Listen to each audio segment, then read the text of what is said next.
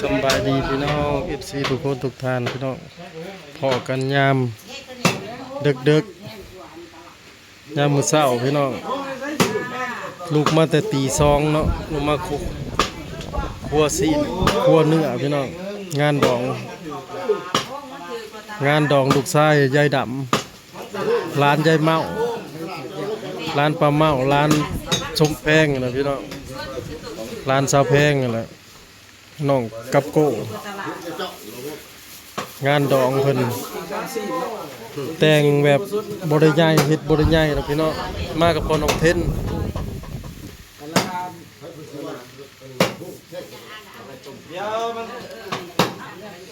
ก็ซอยจูนำแล้วบ่แล้วอันยังซะนี่น่ะเฮ็ดได้ซะ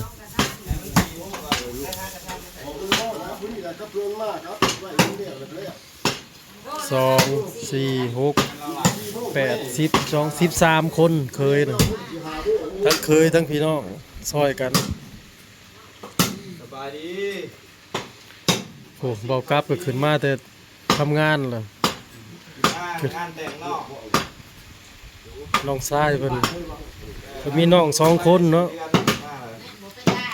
คิดว่าลงไป1ไปขึ้นมา2ลงไปรอบ2นี่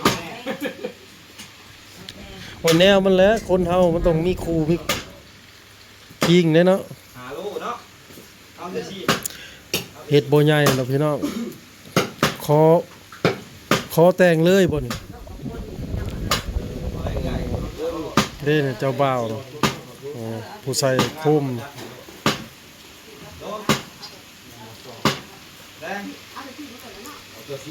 ชาวจอยก็มาเต็มเช้าพี่น้องชาวจอยแล้วก็ยายแปะแล้วก็น้องซีกับผัวยายแปะกับผัวปิดญาติกันเด้มีเขาอยู่ในตลาดนะผมมุ่งเจ๊มุ่งเรื่อยเขาตลาดใช่เขาเรียกไป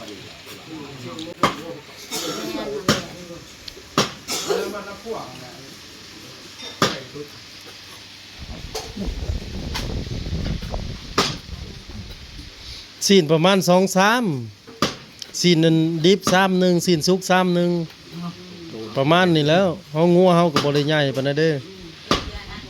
เฮ็ดพอแล้วเด้เฮาบ่ได้เฮ็ดใหญ่50-60เพิ่นว่าคัน50-60แล้วพอตอนหมอแท็กก็ยังซ้ำนี้ก็ยังว่าพอดีอยู่ว่ามีเงินเพราะเพิ่นซื้อมันเหลือมันซื้อมาเติมมันบ่ซื้อกันซื้อ5 โลน่ะพอดีเอา5 โลมาตื่นต้องการไว้ซอยพอดีตัวซอยกันพี่น้องหากันมาแล้วก็ซอยกันมีแต่ในครอบครัวก็บ่เอาแล้วได้พี่น้องทั้งเคยทั้งบ่เคยซอยกันเบิดแต่ว่าเคยนี่มันแน่นอนอยู่แล้วบ้านเฮานะไปหาเขาเจ้าได้ไปบอกมาเลยก็ไปบอกแล้วก็เฮ็ดอยู่ให้กินเด้อมื้ออื่นว่าบ่แม่นว่าเคยแหละสิมาโลดบ่ได้ก็ต้องไปหาคักแน่บืนมาเฮ็ดกินซอยนี่เด้อว่าเพิ่นก็ว่า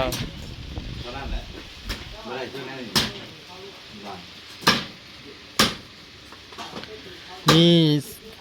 ลาบดิบกับลาบสุกพี่น้อง2 อย่างกับต้ม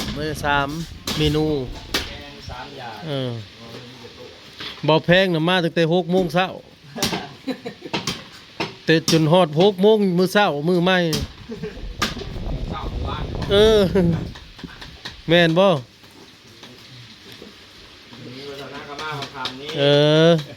ยันว่าเพิ่นมาเตรียมงานแล้วมัน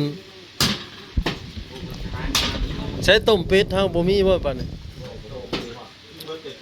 โอ้มันก็แล้วแหละเป็ดนี่บ่มันคือเนี่ยโอ้ยต้มเป็ดเขียว ทั้งน่ะหนึ่งข้าวหนึ่งน้ำเขาซอสจอยกับยายแปะพี่น้องของซุมเฮาน่ะผู้ชายอยู่หน้าเคียงคือเก่าแต่ละงานอะไรบ่แม่น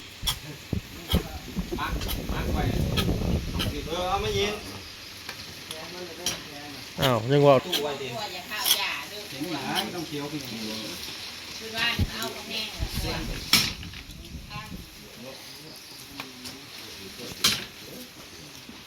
เอาอีบ่เขา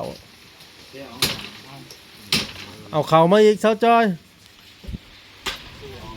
พอน้องคอมครับพอน้องนุ่ยมาห้องกะมานี่ได้แล้วเขาเนาะ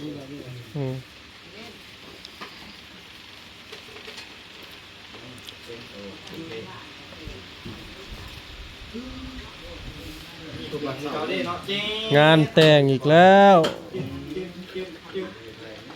คือสิเป็นงานสุดท้ายเนาะมื้อปีนี้เบิ่งคักเลยเอ้ยน้องซุมเฮานี่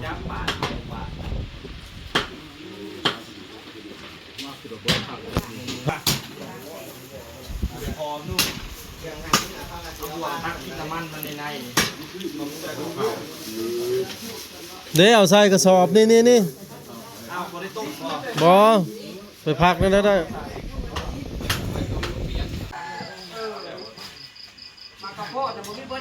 โอ้ยมืดยายเปะมาแต่ว่านบ่มามืดเลยทำหมอหม่ำเพราะสาวจอยเด้ออกมาแต่เมื่อคืนนี่บ่แกงอันว่ามาเด้อก่อนสิมานะเพิ่นว่าให้มา6จนได้ไป5เดือน6ยังบ่สาวจอยโอ้ให้มากินอยู่นี่ว่า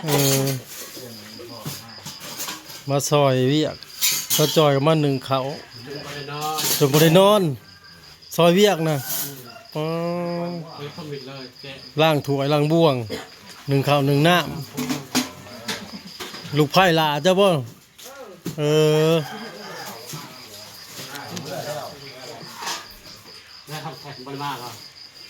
มาว่านกับเมื่อแล้วเด้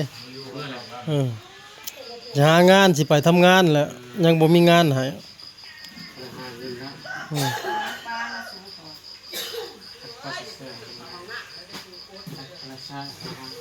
บ่ได้บ่ไปก็บ่มีเงินใช้เฮาก็สิเมื่อให้ผู้หญิงมาแจ้งพุ่นแหล้ว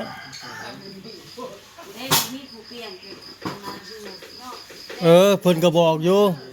ให้เบิ่งหักผู้หญิงเข้ามาเด้อบ่เมื่อบ่เบิ่งเด้ได้มันงัวเข้าคุมื้อโอ้ยท่านได้หยังแบบอันใดล่ะบ่าวแม่ก็เมื่อบ่ได้บ่พ่อเฒ่าฮะบ่แล้วเมื่อช่วงนี้เด้มันจังได้ควักแข้งควักขาว่าบ่ได้สั่งแก้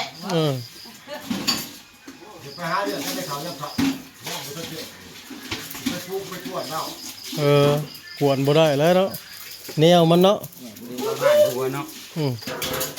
แล้วเสร็จสัตว์เวลาหน้าใกล้บ่ได้สิ้นสุกมีแต่ซ้ำนี่บ่นี่ฮิปซนี่เพิ่นยังสั่งมาอยู่จักโลมาเพิ่มมาเติมเนาะยันบ่พอกินบ่พอมาเลยยากคันเหลือไว้เลยดีเขาว่าเหลือไว้เลยดีงานฮะ